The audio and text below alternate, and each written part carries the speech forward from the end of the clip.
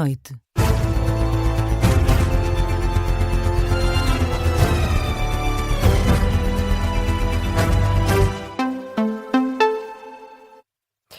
Muito boa noite. Donald Trump admite o envio de tropas terrestres caso não haja acordo com o Irão. O presidente dos Estados Unidos tem feito várias declarações ao longo deste domingo. Já ameaçou atacar pontes, também centrais energéticas. Já disse que um acordo está para breve. E já afirmou também que vai destruir o país caso o Irão não reabra o Estreito de Hormuz nas próximas horas. Agora, em declarações ao The Hill, admite novamente colocar militares no terreno caso Teherão não ceda à pressão norte-americana. Estas são ameaças que já mereceram reação da oposição norte-americana, a começar pelo senador Bernie Sanders, que tem sido, de resto, bastante crítico da administração Trump. Nos X, o senador democrata por Vermont afirmou que as mensagens do presidente dos Estados Unidos são delírios de um indivíduo perigoso e mentalmente desequilibrado. Estou a citar. Afirma que o Congresso precisa agir agora para acabar com esta guerra.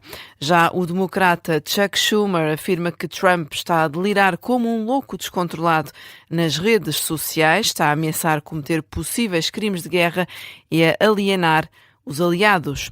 Por sua vez, Marjorie Taylor Greene, que em tempos foi defensora de Donald Trump, classificou as publicações do presidente dos Estados Unidos como maléficas. Greene afirma que o Estreito de Hormuz só está fechado porque Washington e Jerusalém iniciaram o conflito. Argumentou ainda que Israel já possui armas nucleares e não precisa que os Estados Unidos travem uma guerra em seu nome.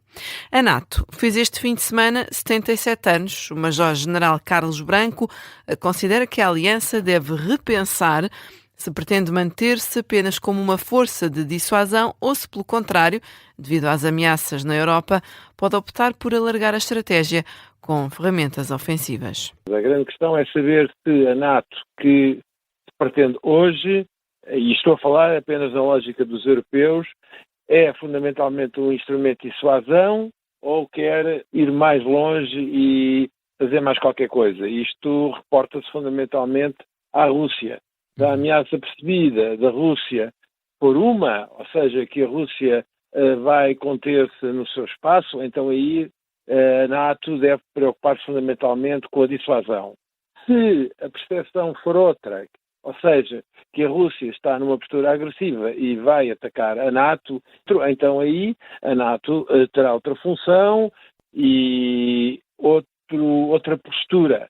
Ou seja, em vez de uma postura defensiva, terá que passar a ter uma postura ofensiva. Quanto à ameaça de uma eventual saída dos Estados Unidos da aliança, Carlos Branco descarta para já esse cenário. Vê, no entanto, uma oportunidade dos países europeus para uma maior autossuficiência. Eu até posso ver nisto uma oportunidade para os países europeus que andaram durante décadas a clamar que queriam ter uma defesa autónoma e deram alguns passos tímidos no âmbito da União Europeia, no âmbito da política europeia de segurança e defesa, e agora, do meu ponto de vista, há uma oportunidade. É evidente que o papel dos Estados Unidos não é negligenciável de modo nenhum, há uma oportunidade. O contributo dos Estados Unidos para o orçamento da NATO anda à volta de 15%, anda a par com a despesa alemã. É evidente que teria que ser reequacionada a distribuição dessas despesas e teria que ser reequacionada a NATO, noutros termos.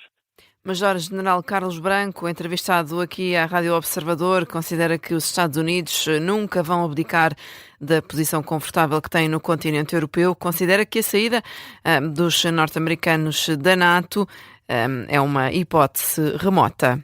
Na atualidade nacional e numa altura em que se registra um aumento significativo da sinistralidade nas estradas, em particular nesta época de Páscoa, Luís Montenegro surge sem cinto de segurança no carro, num vídeo que foi publicado nas redes sociais. É um vídeo comemorativo dos 2 anos de governação que está a causar polémica.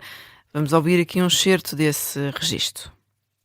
Foi talvez a primeira viagem assim mais já com o peso da responsabilidade nos nossos ombros, mas o Henrique era capaz de ir mais nervoso do que eu.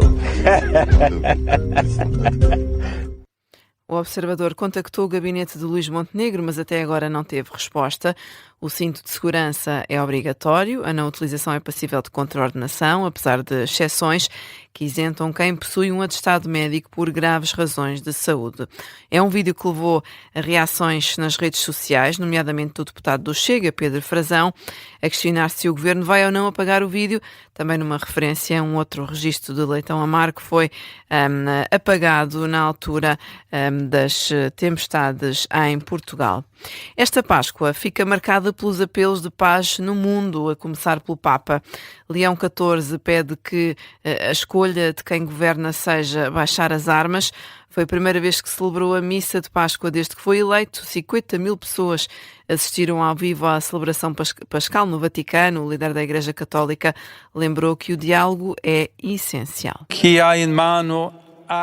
Quem tem armas nas mãos, que as deponha. Quem tem o poder de desencadear uma guerra, que escolha a paz. Não uma paz alcançada pela força, mas sim pelo diálogo. Não movida pelo desejo de dominar o outro, mas pela vontade de o encontrar. Estamos a habituar-nos à violência. Resignamos diante dela e tornamos-nos indiferentes. Indiferentes à morte de milhares de pessoas. Vive-se uma globalização da indiferença cada vez mais acentuada.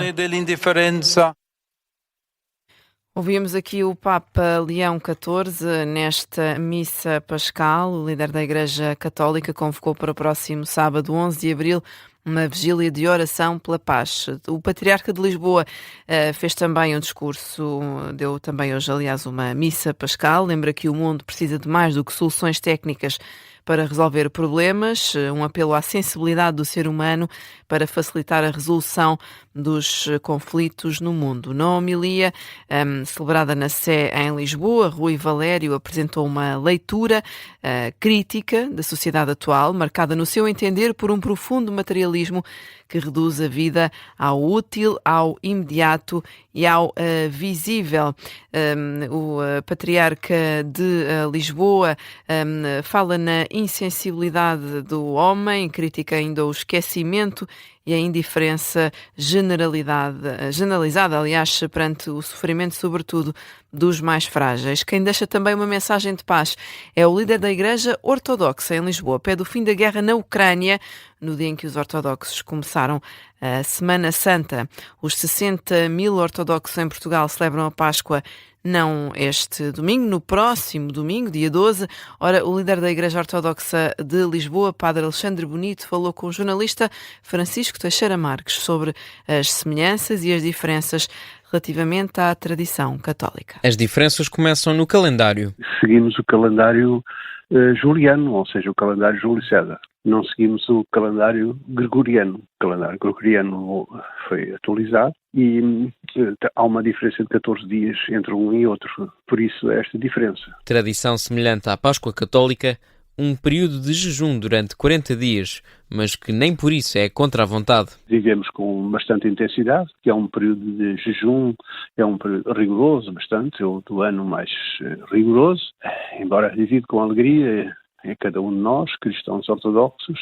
Em paralelo com a Igreja Católica, também a ressurreição de Jesus Cristo está no centro das celebrações. É a maior festa para nós, ortodoxos, porque realmente a nossa fé, se não fosse o Cristo ressuscitado, era mais uma igreja, mais uma questão filosófica, histórica, etc. Uma narrativa que seria compreensível, mas não seria mística, não seria a igreja da ressurreição que nos torna espirituais. O líder ortodoxo em Lisboa não começa a Semana Santa sem deixar um apelo, principalmente à maior comunidade de fiéis, a do leste europeu. A guerra na Ucrânia deve acabar rapidamente. É um sofrimento muito grande, porque é uma luta fratricida entre irmãos ortodoxos, é sempre um sofrimento para todos nós, não é? Algo contra a vontade de Deus, a guerra entre os irmãos, como no caso aqui dos cristãos russos e ucranianos, que esperamos que esta guerra termine brevemente e que haja paz entre todos. Um apelo do chefe da Igreja Ortodoxa em Lisboa, que começa hoje a celebrar a Semana Santa, que culmina no próximo domingo, com a Páscoa do calendário juliano.